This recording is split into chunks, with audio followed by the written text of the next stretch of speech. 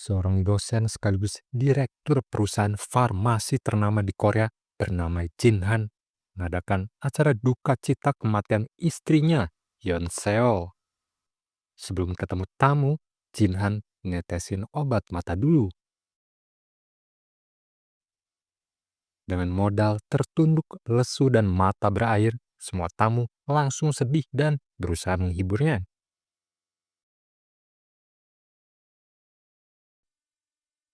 Setelah menunggu beberapa saat sampai semuanya benar-benar pergi, Jin Han kebut-kebutan di jalan raya.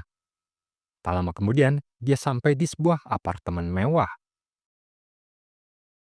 Di balik kamar apartemen yang dia tuju, ada sosok wanita muda bernama Hye Jin.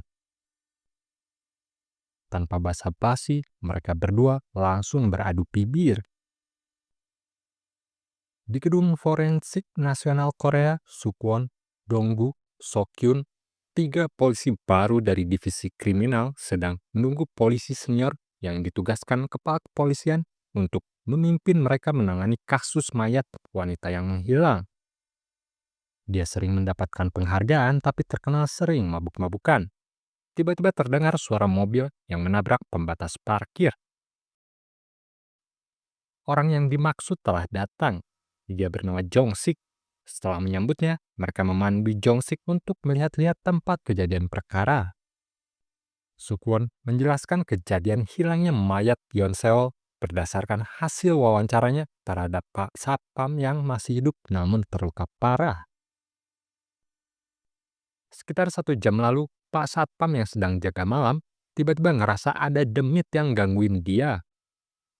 Di CCTV tampak pintu membuka dan menutup sendiri, padahal cuma dia sendiri yang ada di sini. Terdengar suara deritan besi berat dari lantai atas.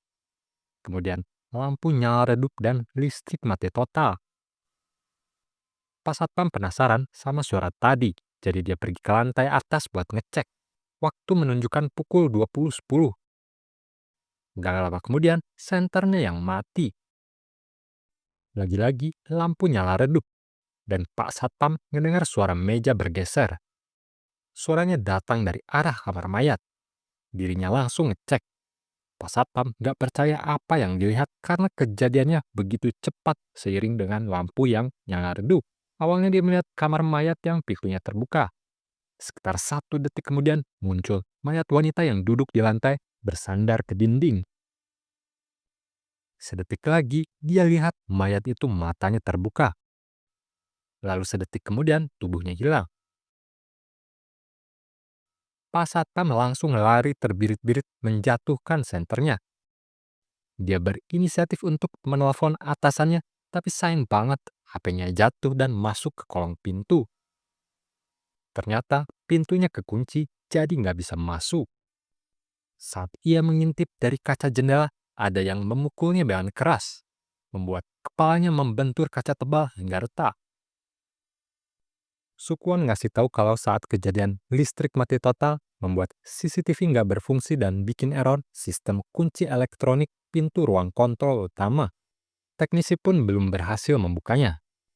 Saat Jong-sik mengecek tempat penyimpanan tubuh Yeon Seol di ruang mayat, giliran Donggu yang menceritakan riwayat hidup Yeon Seol. Yeon Seol berumur 45 tahun dan direktur utama Baron Holding. Dia adalah pewaris utama Ilsin Group. Suaminya bernama Profesor Park Jin-han, dan Yeon Seol menjadikan suaminya CEO salah satu anak perusahaan Baron Holding. Keduanya cukup terkenal dan bisa disebut sebagai pasangan selebritis karena Jin-han yang muda serta berpenampilan menarik dan menikahi wanita super kaya yang jauh lebih tua darinya. Penyebab kematian utama Yeon Seol adalah serangan jantung dan Jin-han ikut mengantar mayatnya ke gedung ini. Di apartemen Hyejin, Jin-han menerima telepon dari kepolisian. Dia diminta untuk segera datang ke Gedung Forensik Nasional karena mayat mendiang istrinya hilang. Jin-han pun segera memenuhi panggilan kepolisian. Waktu pukul 22.50 ketika Jin-han menuju lokasi dalam keadaan gelap dan hujan. Tiba-tiba, ia memberhentikan mobilnya untuk membersihkan stiker tilang karena kelamaan parkir di apartemen Hyejin. Saat dia hendak beranjak pergi, tangannya bergetar, membuatnya teringat masa lalu. Jinhan meneteskan sebuah cairan pada gelas berisi wine. Tangannya bergetar hebat sampai pipetnya terjatuh dan pecah. Yonseo yang baru saja balik dari dinas luar kota menghampirinya dan bertanya apa yang terjadi. Jinhan segera menyapu pecahan kaca ke bawah lemari menggunakan kakinya. Kemudian memberikan gelas berisi wine itu pada istrinya seakan tak terjadi apa-apa. Yonseo melihat Jinhan memakai setelan yang bukan pilihannya, lalu meminta Jinhan mengganti dasinya. Jinhan terdiam sebentar lalu mengalihkan pembicaraan ke perjalanan bisnis yang baru saja dilakukan Yonseo. Yonseo bilang kalau nggak ada yang seru buat diceritain dan ngajak Jinhan minum wine bareng. Jinhan nolak karena mau ngajar kuliah dan ada meeting penting dengan perusahaan. Jinhan udah nyuruh sekretarisnya yang bernama Kim buat ngasih laporan hasil meeting nanti. Jinhan kaget karena Yonseo bilang kalau Kim udah dipecat. Dengan nada cemas, Jinhan berkata kalau sejak 2 hari lalu dia ngunjungin ibunya yang baru pulang dari operasi dan dia yang nyuruh Kim gak usah cerita apa-apa. Yonseo langsung motong omongannya dengan nyindir kalau Jinhan sebagai orang yang sibuk dan terlalu sering berkunjung ke sana. Melihat Yonseo yang mulai emosional, Jinhan segera meminta maaf dan meminta Yonseo agar menenangkan dirinya dengan meminum wine. Jinhan menahan nafas ketika Yonseo mencicipinya. Saat Yonseo meminumnya sampai habis, Jinhan mengembuskan nafasnya dengan lega. Yonseo kemudian mengajak Jinhan jalan-jalan dan nyuruh nge-cancel semua urusannya hari ini. Jinhan menolak dan ngerasa kalau Yonseo ngeremehin pekerjaannya. Melihat wajahnya cemberut, Yonseo ingin membelai rambutnya. Namun ia terkejut ketika Jinhan mengelak. Segera saja ia mendekati tubuhnya dan membelai kepala Jinhan.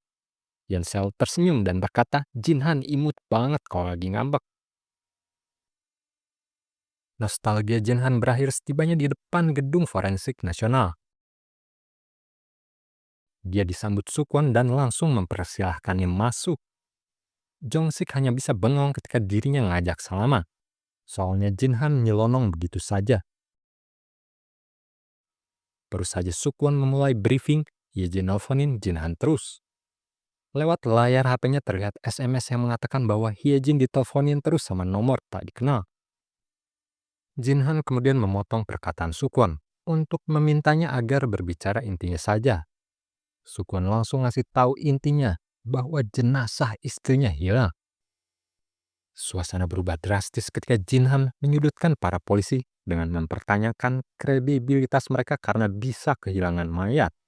Mereka hanya bisa meminta maaf dan berharap Jinhan mau bekerja sama. Briefing berlanjut dengan Sukwon yang menanyakan apakah Yonseo punya musuh. Dengan yakinnya, Jinhan menjawab tidak. Jongsik yang dari tadi tidur langsung nanya, apakah Jinhan punya musuh? Jinhan malah bertanya balik apakah Jongsik menuduh dirinya mencuri jenazah istrinya sendiri. Jongsik hanya ingin memastikan apakah dugaannya benar kalau ada seseorang yang mencuri jenazah istrinya sebagai cara untuk mengganggu Jinhan. Setelah bilang tak ada, Jinhan menanyakan apakah ada mayat lain yang dicuri. Jongsik membeberkan deduksinya yang pada intinya adalah pelaku hanya mengincar jenazah Yonseo. Jinhan menduga kalau yang mencuri tubuhnya ada beberapa orang, namun Jongsik yakin kalau yang mencurinya hanya satu orang. Seperti yang mereka ketahui, pintu ruang tempat penyimpanan mayat Yonseo itu berat serta menggunakan engsel penutup otomatis. Dan keterangan dari Pak Satpam menginformasikan kalau mayat berpindah dengan cepat. Kemudian terdengar deritan besi berat yang menggesek lantai. Logikanya, perlu satu orang yang menahan pintu agar satu orang lagi bisa memindahkan mayat dengan cepat. Tapi itu bisa dilakukan cukup hanya satu orang dengan bantuan lemari besi berat yang ada di ruangan tersebut untuk menahan pintu. Terbukti dengan ditemukannya pola gesekan di lantai akibat besi berat. Sesi interview berhenti sebentar dan Jongsik menawarkan Jinhan untuk membakarkan rokok untuknya. Terlihat tangan Jinhan bergetar ketika ngasih rokok. Mencurigakan bagi Jongsik untuk orang yang seharusnya sedang bersedih. Jong-sik nggak jadi bakarin rokok karena dokter Cha keburu datang untuk melanjutkan interview. Dokter Cha punya semua rekam jejak medis Yeon-seo dan ingin memastikan pada suaminya sendiri apakah Yeon-seo punya gangguan medis lainnya, baik itu psikologis maupun fisiologis. Jin-han bilang nggak ada. Dengan hilangnya tubuh Yeon-seo, dokter Cha berasumsi kalau Yeon-seo mengidap katalepsi. Jong-sik kesal mendengar itu dan mengajak dokter Cha serta timnya ngobrol di ruangan lain. Katalepsi adalah kondisi di mana orang kelihatan kayak udah mati, tapi sebenarnya belum mati. Walaupun menurut dokter Cha itu mustahil, tapi bisa saja pihaknya salah menilai kalau Yeon-seo udah mati. Itulah salah satu alasan dokter Cha dan tim forensiknya menunggu minimal 3 hari sebelum dilakukan proses pemakaman. Jong-sik kesal karena menurut deduksinya itu mustahil dan ngajak berpikir yang lebih praktis. Dia yakin kalau mayat itu hilang karena dicuri, bukan katalepsi atau hal berbau mistis kayak jadi hantu dan bangkit dari kematian. Mereka sepakat untuk balik lagi ke teori siapakah yang mencurinya. Jong-sik segera kembali menanya-nanyai Jin-han. Suasana berubah jadi interogasi. Jin-han memberitahu kalau orang terdekat Yeon-seo selain dirinya hanya adiknya. Dan ia yakin 100% Yeon-seo nggak punya selingkuhan. Ketika Jin-han ditanya kenapa telepon rumah nggak diangkat saat mereka menelpon antara jam 9 sampai 10, Jin-han memberikan alibi berupa obat migrain untuk menegaskan bahwa dia sedang berada di apotek. Jin-han terkejut saat Jong-sik memperlihatkan potongan stiker tilang. Padahal sudah ia bersihkan. Jin-han merespon dengan menampar meja dan marah karena kesalahan pihak forensik atas hilangnya mayat istrinya dibebankan padanya. Sesi interogasi ditutup dengan Jong-sik yang keluar dari ruangan dan Jin-han kemudian menelpon pengacaranya. Di ruang tunggu, Jong-sik dan Dr. Chang ngopi sambil ngobrol seputar trauma, khususnya trauma yang menyebabkan Jong-sik jadi seperti sekarang. Pembicaraan mereka terhenti ketika listrik konslet dan mati nyala seperti yang dialami Pak Satpam. Jam tepat menunjukkan pukul 00.20. Jin-han yang dari tadi duduk di ruangan juga kaget. Ditambah lagi ia melihat pintu penyimpanan jenazah istrinya terbuka sendiri. Dia mendekat lalu mengecek box di dalamnya yang berisi barang-barang bukti. Jin-han kaget sampai menjatuhkan box karena melihat ada botol TH16. TH16 adalah cairan anestesi ciptaannya yang dilarang dijual di pasaran. Nggak ada bau dan warna, serta bereaksi dengan sangat cepat. Seluruh badan lumpuh dan hilang kesadaran dalam waktu 8 jam. Dilarang karena targetnya nggak bisa sadar lagi. Forensik pun nggak akan bisa ngelacaknya. Jin-han bercerita pada Hyejin alasan nggak memusnahkannya, karena ia masih ingin mengembangkannya. Mendengar tim Jong-sik kembali ke ruangan, Jin-han segera memasukkan botol TH16 ke dalam sakunya. Jong-sik keburu melihatnya dan langsung marah-marah. Jin-han membalasnya dengan marah-marah juga.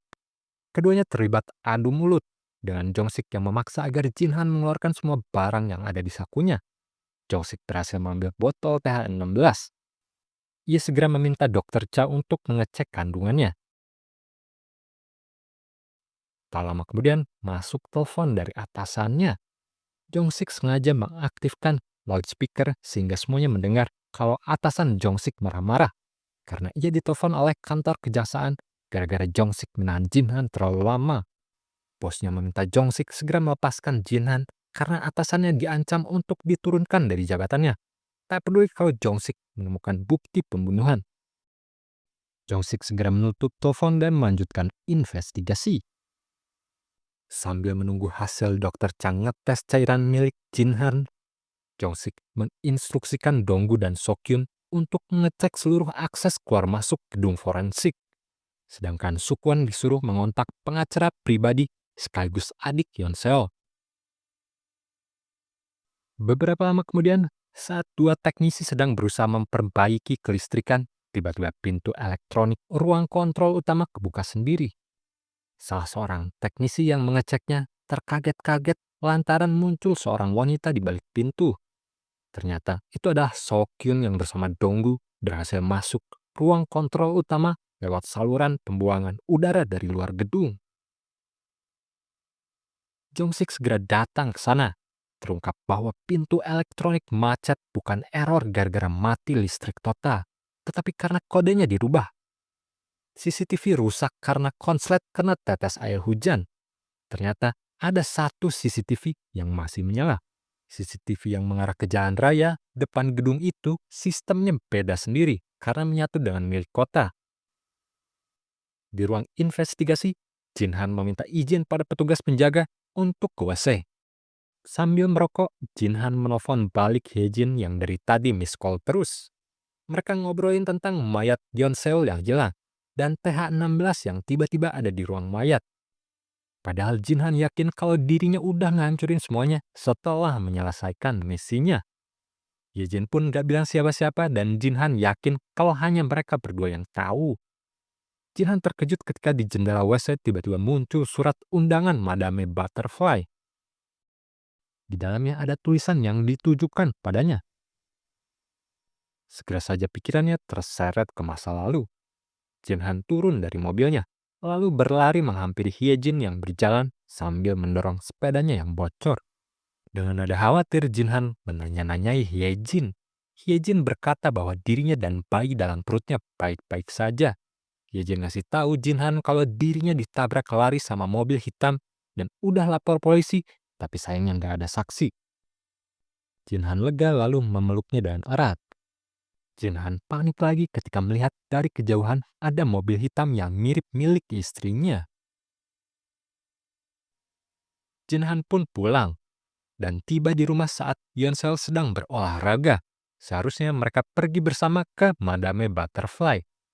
Yeonseo protes dirinya pulang telat, nggak bisa dihubungi, dan nggak ada di lab perusahaan. Jinhan berdalih meeting sama Menteri Kesehatan. Yeonseo ingin Jinhan menghentikan penelitian tentang obat baru. Jinhan marah-marah berusaha nolak. Yeonseo mengingatkan Jinhan agar dirinya tahu diri siapa bosnya di sini. Jinhan semakin marah namun Yeonseo menyadarkan Jinhan bahwa hubungan pernikahan mereka perlu diprioritaskan agar mereka memiliki waktu bersama. Jinhan memutuskan beli tiket lagi agar besok mereka bisa menghabiskan waktu bersama. Yeonseo terharu bahagia karena Jinhan paham maksudnya. Yeonseo semakin bahagia ketika Jinhan menuruti permintaannya untuk pindah ke ibu kota. Yeonseo sampai nanya mau hadiah apa, padahal baru aja dibeliin mobil baru. Tiba-tiba raut wajah Yeonseo berubah drastis, lalu mengingatkan Jinhan kalau Jinhan nggak boleh berpisah sama dirinya. Raut wajahnya berubah lagi galau karena ngerasa nggak bisa memenangkan hati Jinhan sepenuhnya. Lamunan dan pembicaraan Jinhan dengan Hyejin di telepon terhenti ketika petugas datang untuk mengantarkan Jinhan menemui Jongsik. Sementara itu Sukwon sudah di rumah Moon, adik sekaligus pengacara pribadi Yeonseo. Mereka mengobrol seputar investigasi yang sedang berlangsung, dan Sukwon berupaya untuk mendapatkan bukti tambahan dari Moon yang sekiranya berguna untuk perkembangan kasus. Suami Moon muncul dan menyarankan Moon agar memberikan surat perjanjian pranikah Yoon Seo dan Jin Han. Sukwon segera meminta kopiannya, namun tidak dijawab Moon karena ia sedang tertegun melihat pesan yang diterima di HP-nya. Di ruang kontrol utama gedung forensik, Jongsik ngeliatin rekaman CCTV yang masih berfungsi pada Jin Han. Kesimpulannya, tak ada mobil lain yang lewat jalan tersebut selain mobil milik mereka yang ada di gedung investigasi. Jongsik menduga kalau pelaku datang menghindari CCTV dengan berjalan melewati bukit. Begitu pula saat pulang sambil menyeret Maya. Dia tak akan kuat menyeret jauh sehingga kemungkinan besar mayat dikuburkan tak jauh dari gedung forensik. Untuk itu ia sedang mengutus petugas menyisir seluruh area terdekat di luar gedung forensik. Ketika Jinhan melihat jam, wajahnya berubah cemas. Bukan karena jamnya yang sudah menunjukkan pukul 1.47, tapi karena tanggalnya 20 Juli 2007. Jongsik melihat juga dan merasa heran, tahunnya salah. Saat mereka menuju lift untuk kembali ke ruangan investigasi, ia mendapat telepon dari Sukwon. Sukwon laporan kalau dirinya lagi nganter Moon ke kantor Yunseo. Soalnya Moon baru saja dapat SMS dari nomor Yunseo untuk segera datang ke kantornya. Berikutnya, giliran Donggu yang nelpon. Donggu nemu jejak kaki dari sepatu yang diduga milik cewek karena pola sol dan ukurannya 6. Tepat ketika liftnya sudah sampai di lantai atas dan terbuka, sistem pencegah kebakaran aktif sehingga alarm berbunyi dan mengeluarkan air. Dua teknisi memandu mereka ke ruangan investigasi, tapi Jinhan melipir ke ruangan lain. Segera ia menelpon Hyejin dan menanyakan berapa nomor yang telah beberapa kali miss call padanya. Jinhan terkejut ketika nomor akhirnya 4104, mirip milik istrinya. Jinhan menyuruh Hyejin agar jangan keluar dan mengunci pintu rapat-rapat. Jinhan dikejutkan dengan kemunculan bayangan Yuanseo di balik kaca pintu. Jinhan panik dan ngerasa kalau Yuanseo masih hidup. Jinhan menduga kalau TH16 tak mempengaruhi sistem saraf Yuanseo karena dicampur wine, atau tanpa sepengetahuan dirinya, Yuanseo mengkonsumsi narkoba yang dapat membangkitkan sistem saraf pusatnya. Yejin takut karena merasa Yuanseo sedang berusaha balas dendam pada keduanya. Obrolan mereka terputus karena baterai habis, dan Jongsik muncul untuk mengajak Jinhan kembali ke ruangan investigasi. Setibanya di kantor Yun, mereka tak melihat ada siapa-siapa. Sukwon kaget melihat surat di lantai. Pengirim dan penerimanya sama-sama Yoon Seo. Di ruangan investigasi akhirnya diketahui penyebab nyalanya alarm kebakaran. Diduga Jinhan merokok di WC lalu membuang puntungnya yang masih menyala ke tong sampah sehingga menyebabkan kebakaran dan asapnya mengaktifkan alarm. Dokter Cha juga sudah menyelesaikan analisisnya dan memastikan bahwa obat di kantong Jinhan merupakan racun saraf. Jongsuk senang sekali mendapatkan bukti kuat. Ia segera mengontak bosnya. Namun ia kecewa karena bosnya malah menyuruh menghentikan penyelidikan. Apalagi karena nggak punya surat perintah.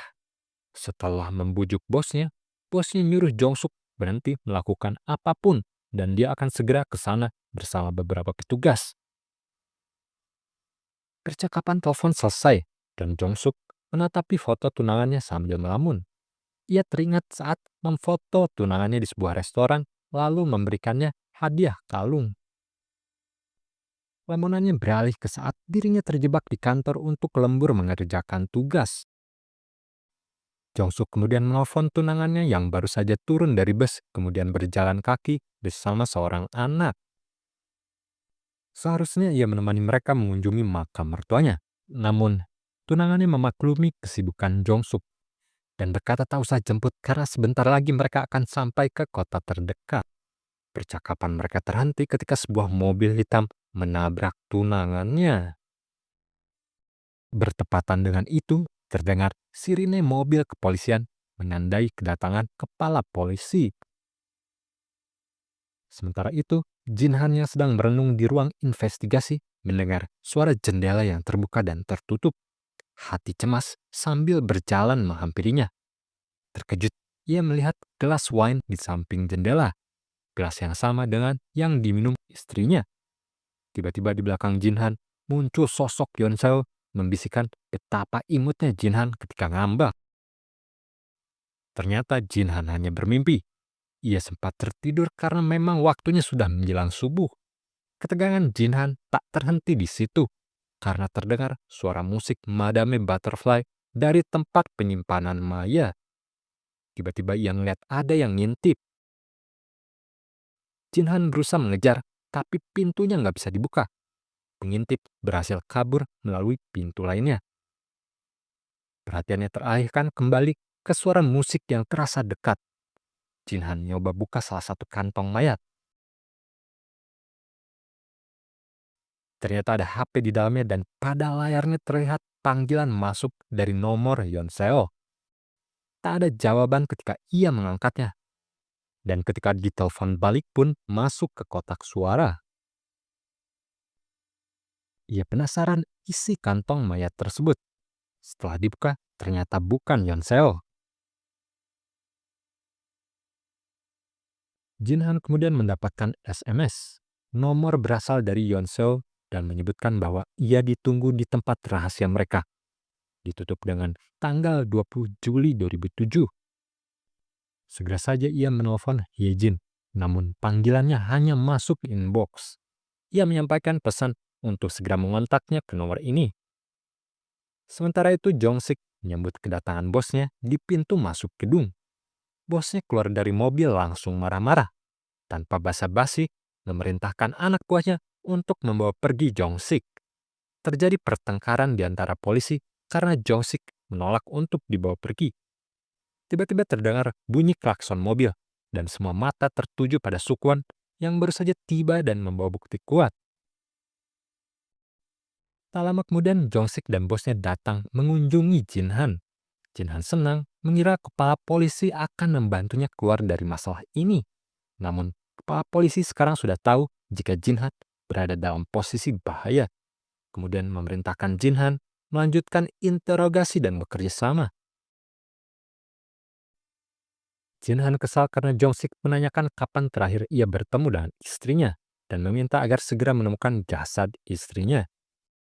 Sambil tersenyum, Jongsik memperlihatkan perjanjian pranikah Jinhan dan Yonseo. Jongsik menyebutkan pasal tentang perselingkuhan. Jika ada salah satu pihak terbukti selingkuh, maka pihak lainnya berhak untuk mengajukan cerai, dan pihak yang selingkuh tidak akan mendapatkan sepeser pun haknya. Ternyata Yonseo telah menyewa detektif swasta pribadi. Mereka selama ini mengintai pergerakan Jinhan dan mendokumentasikannya. Bahkan ada sadapan suara juga. Semua bukti sudah dikirimkan ke Yonseo sehari sebelum kematiannya. Oleh karena itu, dia tak pernah sempat mengeceknya. Seluruh dokumen ini bisa jadi bukti pembunuhan dengan motif menutupi perselingkuhan demi mendapatkan harta waris dan menggunakan dalih fobia naik pesawat terbang sebagai pemicu serangan jantung yang menewaskan Yonseo. Jinhan bereaksi dengan meremas dokumen tersebut lalu muntah-muntah di WC. Kepala polisi menemui Jongsik, menanyakan progresnya, tapi Jongsik meminta waktu lagi. Pak Kepala ngasih waktu 1 jam. Jongsik harus mendapatkan pengakuan bersalah dari Jinhan atau menemukan jenazah Yonseo. Percakapan mereka terhenti karena Pak Kepala harus menerima telepon dari atasan mereka. Sementara itu Jinhan mendapatkan SMS lagi dari nomor Yonseo. Setelah dibuka, ternyata foto-foto perselingkuhannya dengan Hyejin. Tiba-tiba masuk panggilan dari Hyejin. Hyejin nelfon dari rumah dan menanyakan apa yang sedang terjadi. Berdasarkan kiriman foto-foto tersebut, Jinhan menduga bahwa ada orang yang mengintai Hyejin bahkan masuk ke dalam rumahnya. Bisa jadi Yonseo masih hidup dan ingin balas dendam pada Hyejin. Untuk itu, Jinhan meminta Hyejin pergi keluar rumah segera. Hyejin terdengar berlari, lalu berhenti. Berbicara bahwa ada perempuan yang masuk, kemudian teleponnya terjatuh ke lantai. Dan pembicaraan mereka pun terhenti. Jinhan panik berusaha mengontak kembali, namun masuk lagi SMS dari nomor Yonseo, mengingatkan Jinhan untuk bertemu di tempat rahasia mereka. Segera saja, Jinhan berlari menerobos petugas dan kepala polisi. Ia ingin pergi ke rumah Hyejin karena menduga Hyejin mau dibunuh Yonseo. Pak Kepala terkejut karena Jinhan terdengar seperti orang gila. Jinhan sempat lolos namun berhasil dibantu Jongsik untuk menghentikannya. Sementara itu pihak kepolisian yang menyisir area bukit terdekat dari gedung forensik belum berhasil menemukan apapun. Sedangkan waktu telah menunjukkan pukul 03.34. Jongsik menenangkan Jinhan dengan memberinya rokok dan mengutus petugas untuk memeriksa rumah Hyejin. Jongsik meminta untuk menceritakan segalanya tentang Hyejin. Sambil merokok, Jinhan mulai bercerita. Sejak proyek penelitian obat berhenti, dirinya fokus menjadi dosen sejak tahun lalu. Hyejin mulai sering mengikuti mata kuliahnya. Awalnya ia merasa aneh karena materi yang ia sampaikan bukan bidang mata kuliahnya. Namun, Ye-jin punya banyak sekali pertanyaan. Bahkan setiap selesai kuliah, dia selalu datang. Untuk menjawab rasa penasarannya, Jinhan mempertanyakan alasan Hyejin selalu datang tiap saat. Hyejin dengan polosnya menjawab semata-mata untuk menambah pengetahuan. Lama-kelamaan, Hyejin jujur bahwa ia ingin memiliki pacar yang lebih tua darinya. Mereka pun semakin rutin bertemu dan Jinhan merasa masih dalam batas wajar.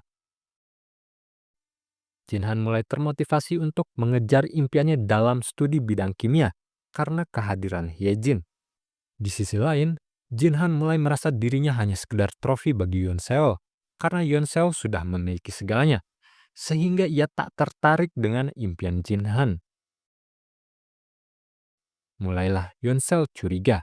Ia meminta Jinhan untuk rehat mengajar dan memberikannya laporan pekerjaan harian perusahaan mereka. Jinhan mencoba untuk menjauhi Hyejin. Hanya beberapa hari usahanya berhasil, namun ternyata hubungan mereka malah jadi lebih serius. Masalah mencapai puncaknya ketika Hyejin hamil dan sering meninggalkan Yeonseo sendiri. Panggilan Yeonseo mulai sering tidak diangkat, tapi ia yakin Yeonseo mengetahui semua tindakannya. Kalau masalahnya uang, cerai adalah solusinya. Jinhan yakin Yeonseo mempertahankan pernikahannya karena ada masalah lain. Jongsik kemudian meminta agar Jinhan mengakui bahwa itu adalah motif pembunuhannya. Namun Jinhan mengelak bahwa Yeonseo masih hidup. Dan ini adalah rekayasa yang dilakukan Yeonseo sehingga berkesan dirinya melakukan pembunuhan berencana dan pencurian mayat. Perihal racun yang berada dalam kepemilikannya, Jinhan berdalih bahwa racun itu varian yang berbeda dengan yang diciptakannya. Mungkin buatan ahli kimia di bawah suruhan Yeonseo, sehingga menciptakan kesan bahwa Yeonseo hanya mati sementara, dan tubuhnya bukan hilang, melainkan ia siuman lalu pergi dan mulai menjahilinya. Jinhan menambahkan teorinya kalau ia menyewa seseorang untuk menerobos dan membantunya. Jongsik menampar meja menghentikan omong kosongnya. Jinhan terkejut ketika diberitahu laporan dari petugas yang dikirim ke alamat Hyejin. Alamat itu atas nama Jinhan, dan tidak ada yang tinggal sama sekali di sana. Jongsik pun mengontak universitas tempat bekerja Jinhan, dan mendapati bahwa tidak ada mahasiswi bernama Kim Hyejin. Jinhan semakin menuduh Yeonseo bahwa ini adalah akal-akalan Yeonseo. Dia juga semakin paranoid bahwa Yeonseo sedang memperhatikannya sekarang. Jongsik mulai habis kesabarannya, mengatai Jinhan sudah gila, dan meminta agar dirinya segera memberikan pengakuan. Jinhan tak kuasa lagi menahan air matanya. Ia takut Hyejin dalam bahaya, memohon agar dirinya dilindungi. Sesi interogasi berhenti ketika Jongsik dipanggil oleh Pak Kepala Polisi. Terlihat di pintu masuk, perwakilan perusahaan Baron dan Ilsin berusaha untuk masuk melindungi Jinhan. Pak Kepala dan berat hati menyuruh Jongsik segera menghentikan interogasi. Jinhan bukan preman lokal, jadi jangan samakan cara penanganannya. Penyadapan ilegal yang baru saja didapatkan Jongsik tak bisa digunakan sebagai bukti tuntutan di pengadilan. Akhirnya tim dari perusahaan Baron pun berhasil membebaskan direktur mereka. Namun Jinhan lari bergegas pergi sendirian. Jongsik berpura-pura ketinggalan kunci dan ketika juniornya masuk untuk mengambilkan kunci mobilnya, Jongsik segera naik mobil untuk menyusul Jinhan. Waktu telah menunjukkan pukul 4.10. Tak lama kemudian, Jinhan tiba di sebuah rumah kosong. Rumah ini adalah tempat rahasia yang disebutkan pengirim SMS misterius yang menggunakan nomor telepon Yeonseo. Jinhan tak menemukan ada apa-apa di dalam rumah tersebut. Ia masih berpikir kalau Yeonseo menggiring Hyejin ke tempat ini. Jongsik pun telah tiba di lokasi tersebut. Ternyata ia mengetahui keberadaan Jinhan melalui pelacak GPS. Jongsik melihat bahwa Jinhan bergerak keluar rumah mengitari hutan. Tak lama kemudian Jongsik berhasil menemukan Jinhan, lalu dia memukul perut Jinhan sampai terjatuh.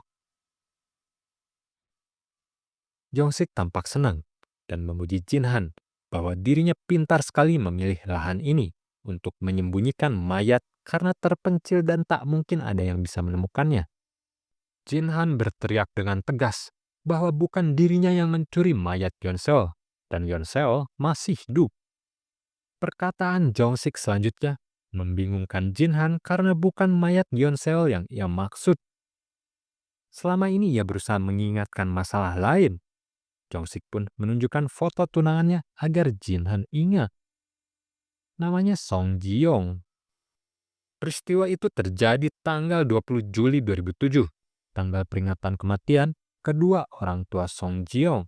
Dia dan Song Ji seharusnya pergi bersama mengunjungi makam mereka. Namun akhirnya, Song Ji mengajak adiknya yang masih kecil.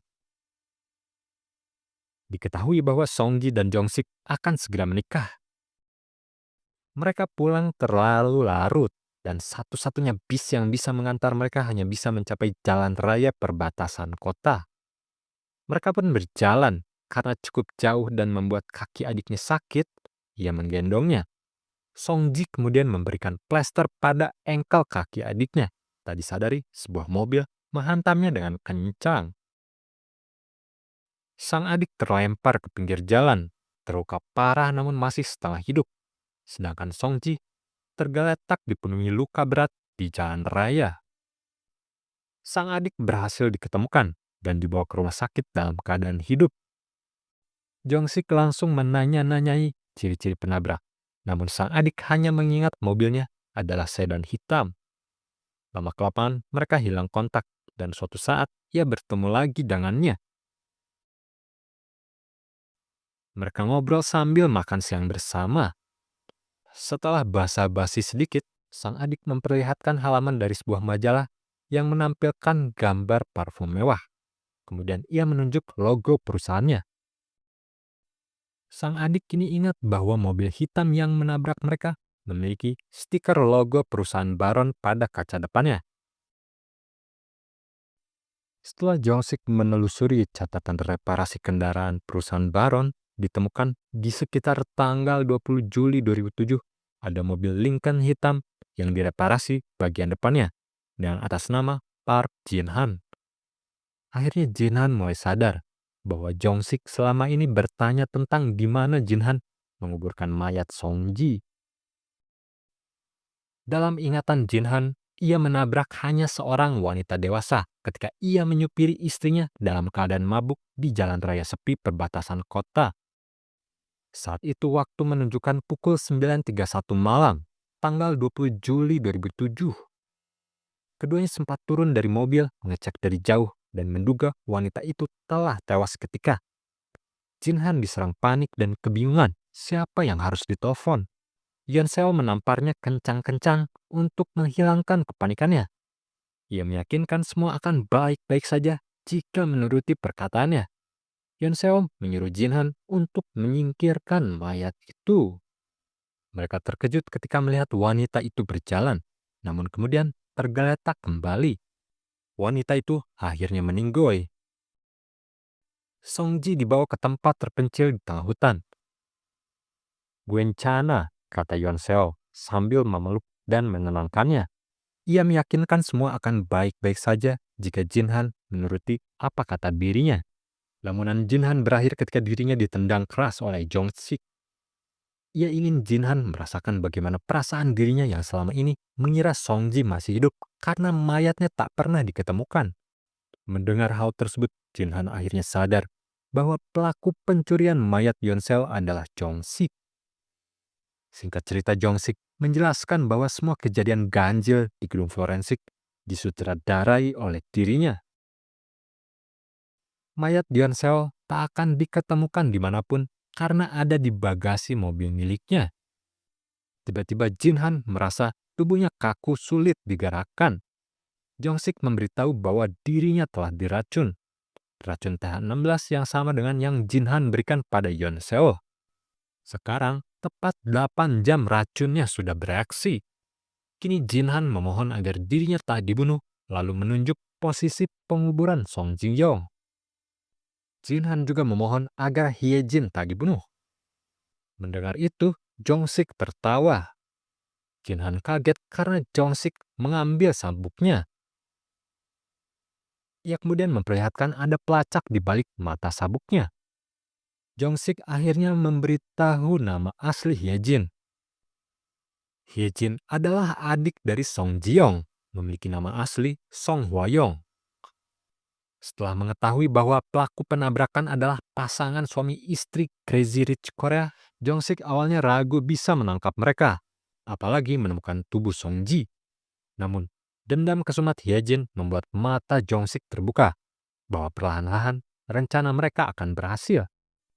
Oleh karena itu, dimulailah rencana untuk membunuh kedua pasangan tersebut sejak 1 tahun lalu.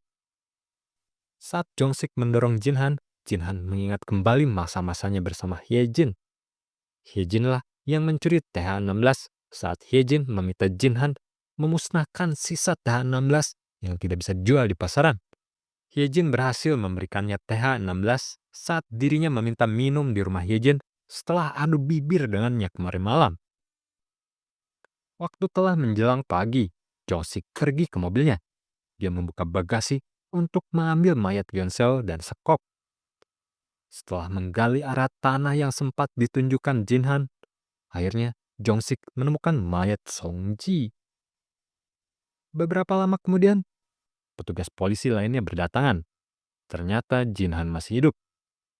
Jinhan ditahan atas pembunuhan Yeon Seol-hee dan menghilangkan jasad. Tiba-tiba, Jinhan kesakitan di bagian tangan ketika diangkat. Ternyata, ada beberapa bekas suntikan. Saat Jinhan melewati lokasi penguburan Song Ji, ia melihat bahwa mayatnya telah diganti dengan mayat Yeon Seol. Di rumah Jinhan, mereka menemukan narkoba berbahan ketamin. Itu jadi bukti bahwa ia pengguna narkoba lewat suntikan di tangannya, menjelaskan perilaku anehnya saat di gedung. Ternyata, Jong-sik dan Hyejin pergi ke suatu tempat terpencil. Film ini ditutup dengan Hyejin yang membuka bagasi untuk melihat mayat kakaknya.